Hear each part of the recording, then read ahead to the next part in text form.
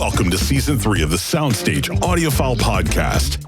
Last year, host Jorden Guth got a crash course in the fundamentals of hi-fi from enthusiasts, journalists, manufacturers, and music industry professionals alike. And those lessons will continue, but this year, Jorden will also get a history lesson from the legends who were there from the giddy-up and who made hi-fi what it is today. So with that out of the way, here's Jorden and this week's guest.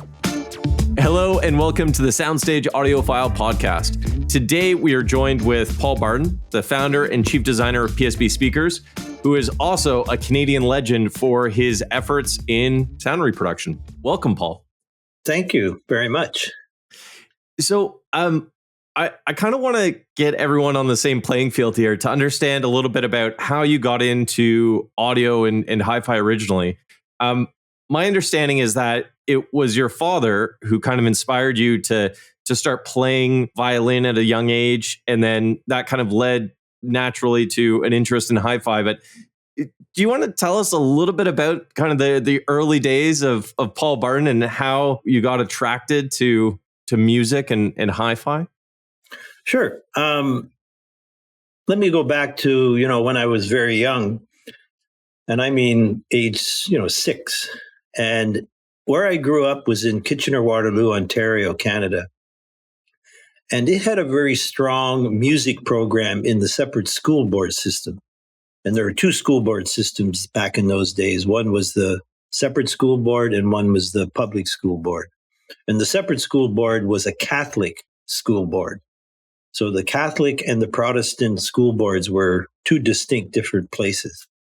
And in the Catholic school board, there was a very strong string education system in place where they would, nowadays they have something like the Suzuki, which is a style of training for violinists at very young ages. Well, back in the day, that didn't exist. So Kitchener School Board, separate school board, had a very strong music program, and within that program was a very strong string program. And just stepping back a little bit, how I got into that was my father is a musician by heart. He didn't do it professionally, although he did it quite a bit. He was actually a steel salesman for industrial steel, and that's what his day job was. And then in the evenings, all he did was things that were dedicated to music. And he was a well-trained professional tenor, did a lot of opera, did a lot of operatic things like Carousel and The Music Man and Oklahoma, all of those Rodgers and Hammerstein types of plays. He would always play the major role in that. And so this was his main forte in life, was to do the music. And as a young kid, I hung out when he was at these rehearsals and playing it in different venues with the Kitchener-Waterloo Operatic Society, which he was one of the founders of it, and it still exists today. And so I started in the string program, and because my father was so dedicated to music, after a very short time, I got aligned with a private teacher. Her name was Dorothy Pierce, and she was a very well-known violin teacher, and she lived in Kitchener-Waterloo. So I started taking lessons with her. And as time went on, it became a pretty serious part of my life, even at, age 6, 7, 8, 9, 10. And when I was about 9 years old, just turning 9, my father realized that over time, not too long from now, I would have to use a full-size violin because when you're really young like that, your arm's not long enough to reach the neck of the violin. Yeah. So I started with a half-size violin. I moved to a 3/4 size violin, and now I was ready to go to a full-size violin. So my father, started looking into it, and he found, he went to an auction where there was a violin to be auctioned, and he actually bought it. And it had its own case, which was a beautiful case, but it turned out the violin was kind of crappy. So, Okay. so he made a decision at that time to actually make me a violin. And he acquired all the materials he needed. He spent about a year just making the tools to make the violin. And what I mean by that is you build the violin around a mold. So you have to build the mold in order for you to start building the violin. He also made some of the tools like the scrapes and planes that he used to gouge out the inside body and the outside body of the top plate and the bottom plate of the violin. And so, and because he was in the steel business, he was able to get custom metal work done to make scrapes that he used to make the violin.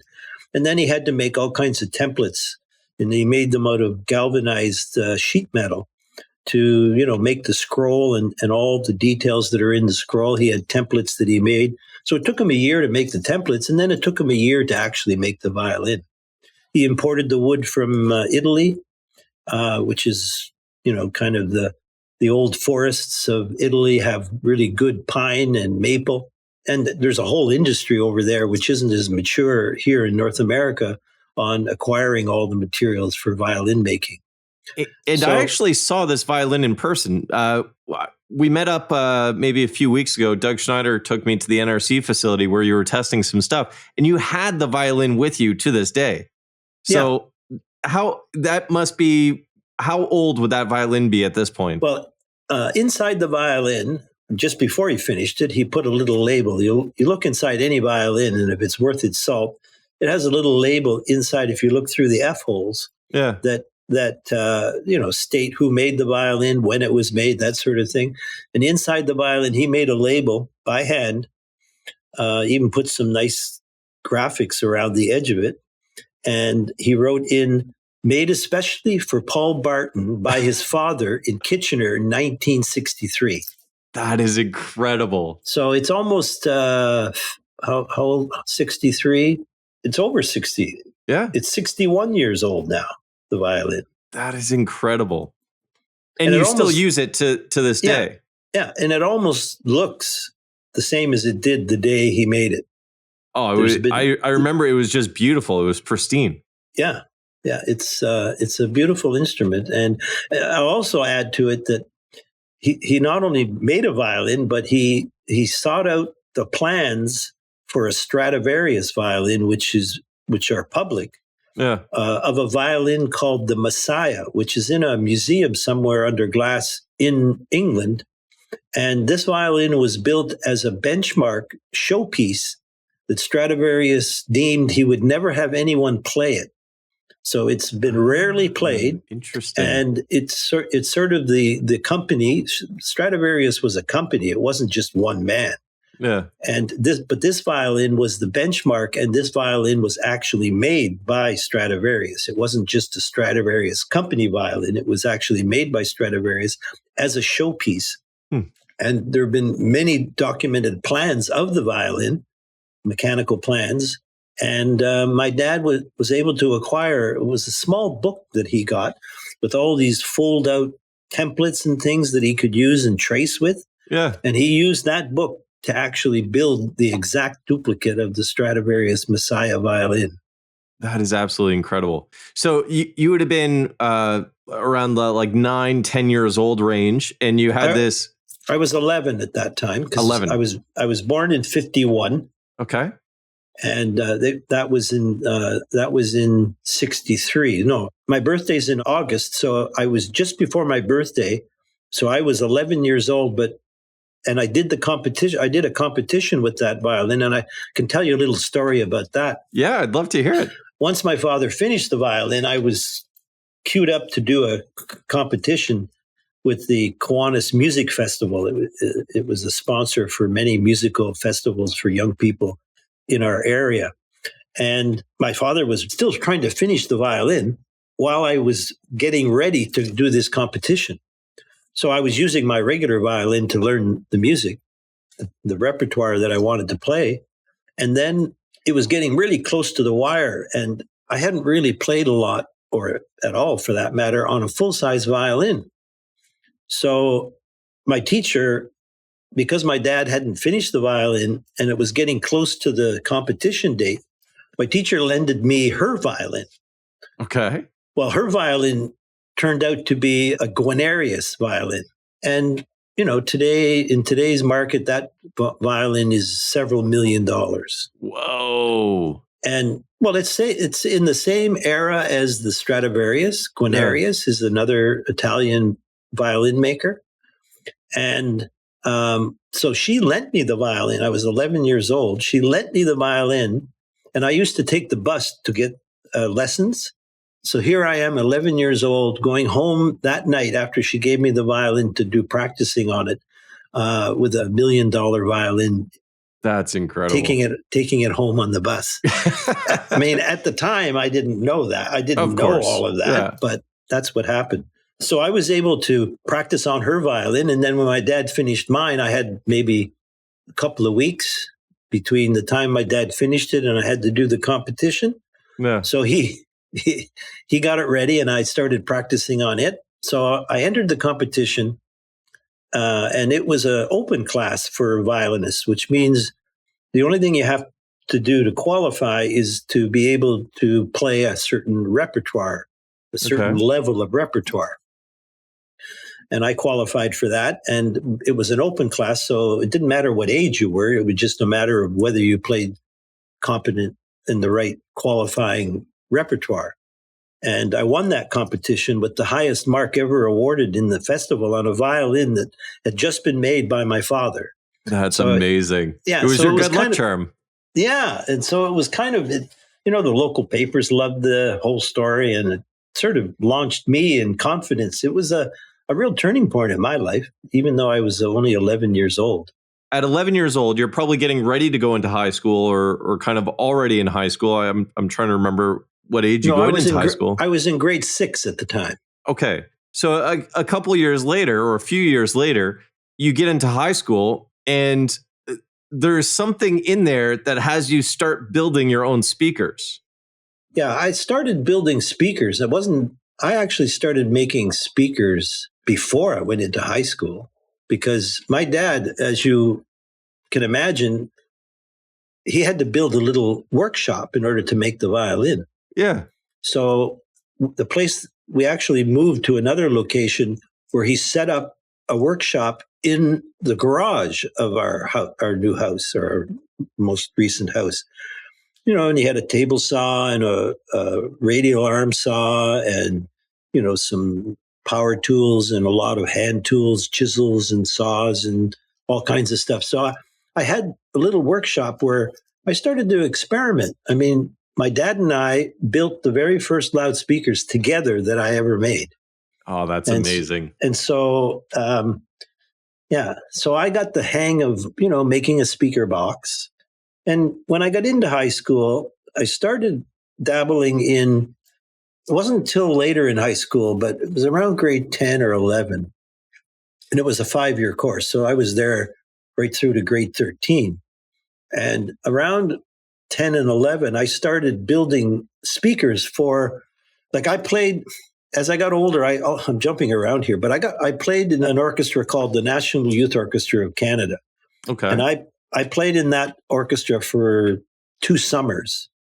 And what it is the Canadian music community commissions professionals to help train and build up a repertoire of an orchestra that has been chosen by the cream of the crop of students across Canada.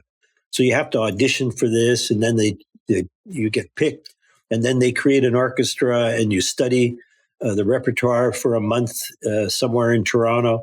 And then for 2 weeks after that, you go on a tour, sometimes in Europe, sometimes across Canada, sometimes in the United States.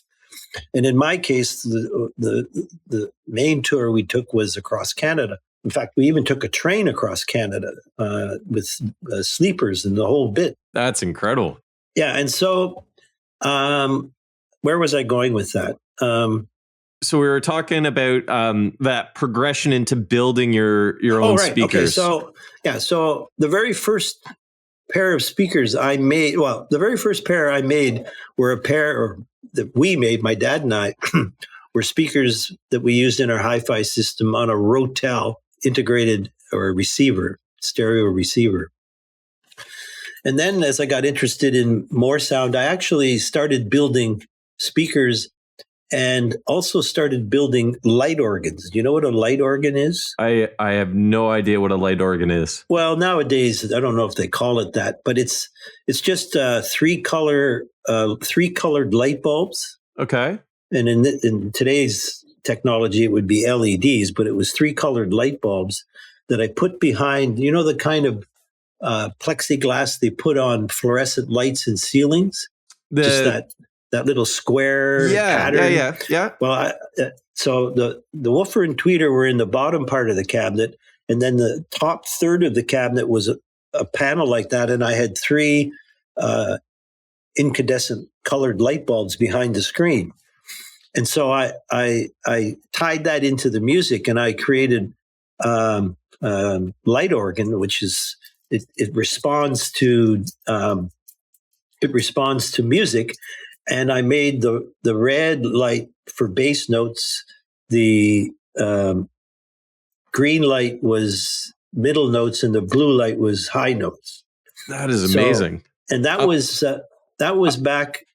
Go ahead. I was just going to say, I'm looking this up right now. These look really cool. And I even made a sphere with plexiglass tubes coming out of it that lit up, that had light bulbs inside. And so I dabbled in that kind of stuff. And obviously I was getting really interested in the active electronics and the passive acoustic electronics or mechanical.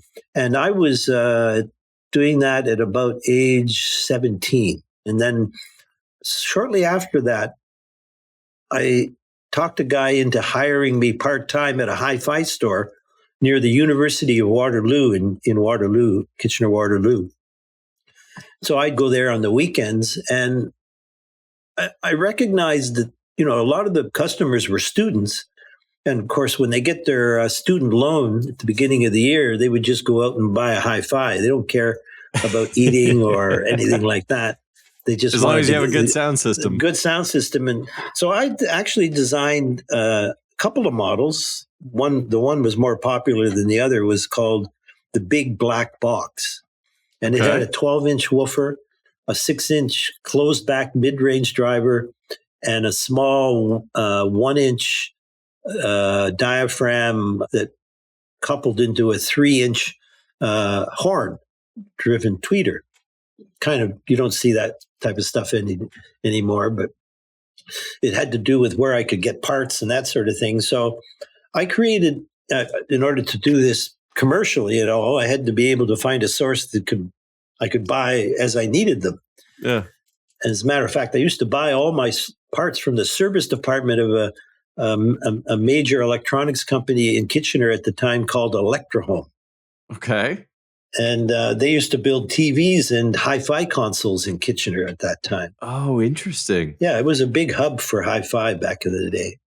So I had local stuff where I could source all of these parts and bring things together and create. So I created a couple of models that I would actually just cut up the boards, drill the holes for the screws, cut the baffles out, build a crossover, include all the wires, and I put it in a box as a kit.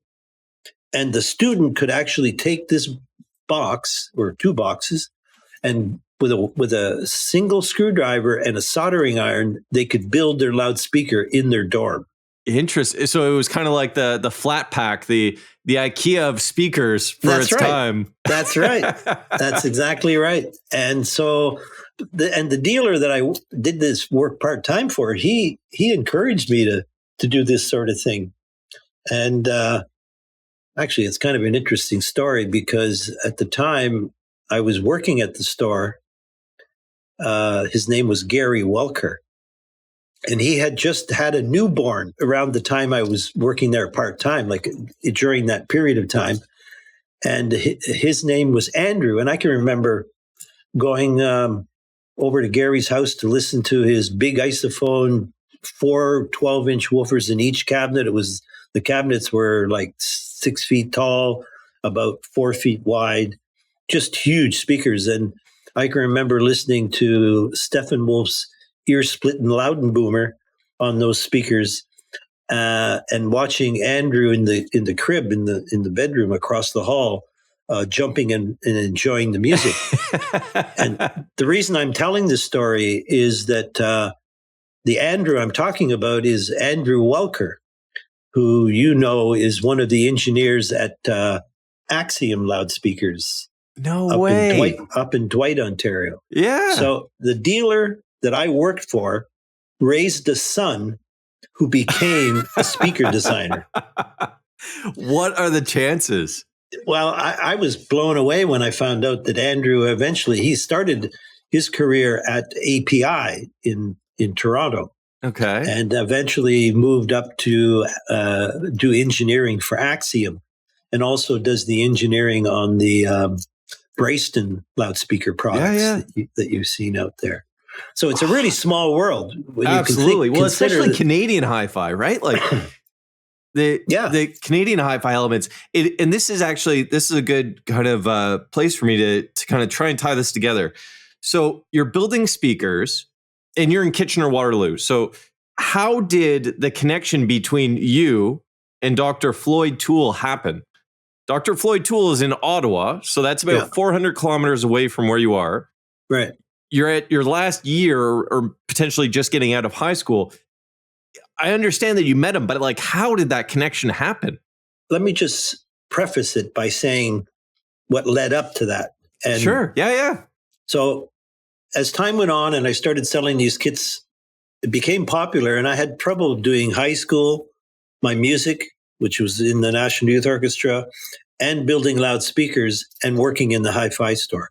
So two high school buddies of mine, Klaus Borchardt and Walter Herman, showed some interest in what I was doing. And we kind of joined up forces where they would build the kits in Klaus's father's garage because his father was a carpenter. And I would spend my time, doing the sales and focus on that area. And when high school ended and we all graduated, Klaus and Walter weren't sure what they were going to do going forward. And they decided to take a year off and make an effort at joining forces and creating a partnership called PSB Speakers. And we set up shop in a little town north of Kitchener-Waterloo called St. Jacobs. Yeah. And I, at the end of so in the summer of 72, we set up shop in St. Jacobs in a little place, not very big place, or at least a big area. And at the same time, we set it up over the summer months. And in September, I was registered to start engineering at the University of Waterloo. Okay. Which is on the north side of Kitchener-Waterloo, which isn't far from St. Jacobs. So what I would do is I would go to school in the mornings from 8 until 5. And then at 5, I would drive out to the shop and do whatever I needed to do out there. So I started university the same year, or after the first summer of starting PSB. And I was able to do that because the University of Waterloo had a co-op program, which means that you go to school for 4 months and then you take work term for 4 months, and you alternate through your whole career. So I went to school for 4 months, and as I said, I would go out to the shop, and then on my work terms, I worked for myself, and the university allowed me to do that, although it was something I had to get cleared by them because they'd never had a student that actually wanted to set up his own company and use that as a work term. But as I explained to them and showed them, they agreed to do that. The only caveat was at the end of each work term, the university would send the business sort of an evaluation document that the owner of the business would fill out to see how the full marks, how the student. So that they would send it to the president of PSB, which was Paul Barton, for a student who was being evaluated. So I got really good high marks, and my that's awesome. My guidance counselor and I used to get a real chuckle out of it because there were no mechanisms in place to accommodate that sort of thing. Yeah. So that's how I kind of got up and running with my partners and that. And then at the same time, I was a strong user of a lot of Philips drivers in the back of the day, the Philips tweeters and the Philips woofers, which were made in Belgium in Europe. And so I used a lot of those, and they had a driver platform which had an accelerometer on the cone. So it's a little piezoelectric element that is underneath the dust cap of the woofer. Yeah.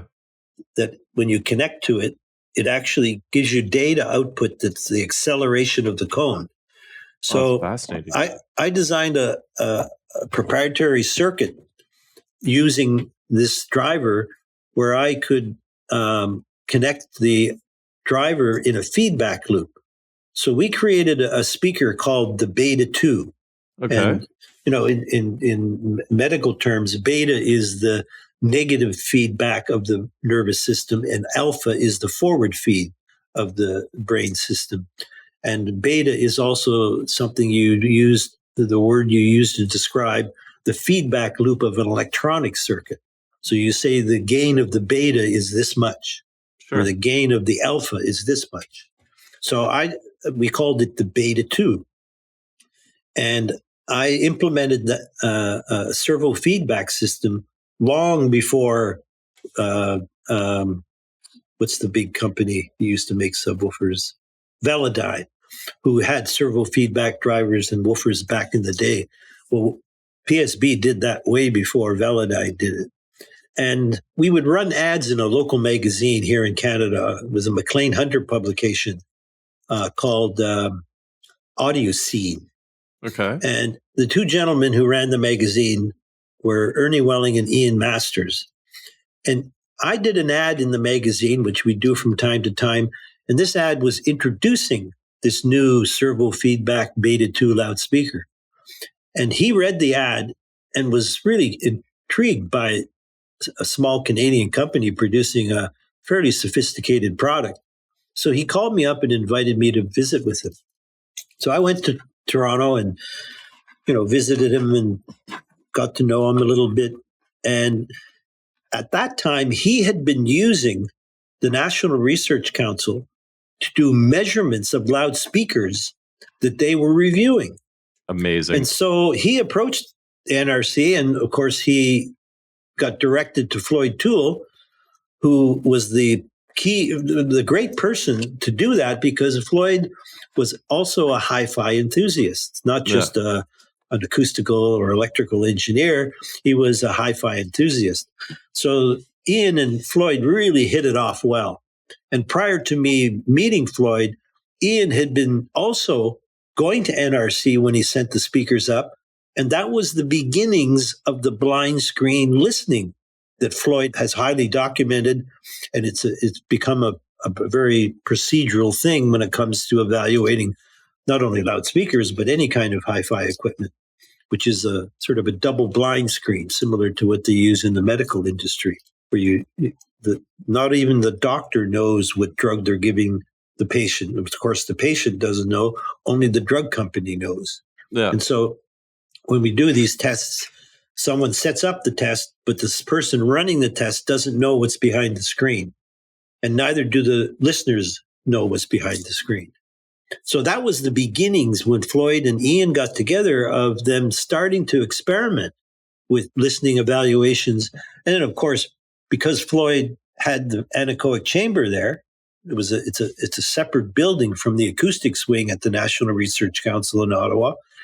He was able to, do measurements. And then, when you have the data and you have listener responses that don't know what's behind the screen, let's try and correlate those two things and see if there's anything to do with it. So Ian says to me, when I met him, he says, "You got to meet Floyd." So I kind of Ian set up a time where Floyd and I could meet. I drove up there one day it was 1974, 2 years after we started the company. And, the first meeting I had with Floyd was at his home. I drove up late in the day, and it's about a 5-hour drive from Kitchener. And I met up with him. And at the time when I met him at first, he was in his kitchen sitting down with a model of a home that he was planning to build with his architect was sitting there. So I kind of got a chance to see him at the beginnings of the house he built in Manatech, which is a beautiful house, big A-frame with a 32-foot cathedral ceiling in the living room. Oh, no way. It was just gorgeous house. And so I met him the day he was sitting down, just finalizing things on building this new home out in Manatech. And, Floyd and I hit it off very well. And he loved kind of what I was trying to do. No other Canadian company had really surfaced that was serious about making high performance products, sound reproduction products. And because he had already been sort of dabbling with this double blind screen with some of the samples that Ian Masters, who were presenting here, giving him to do the measurements, it sort of launched all that thinking that went into how do we make the art of building loudspeakers better? What are the objectives, and what is the most important things that a speaker must do, and what are the lesser important things? Because anything in engineering is always a trade-off. You got to capitalize on the things that you can improve and look at things that maybe you don't have to worry about too much that, aren't as important. Not. Yeah, exactly. They're secondary. Yeah. So I can tell that this is running a little long, and there's a lot of amazing information here that I don't really want to end up on the editing room floor. Let's take a break now, and we'll split this up into 2 different episodes. And in the next episode, we'll kind of continue where we left off and go from there. What do you say? Sure. Awesome. Thank you so much. Take care, everyone, and all the best.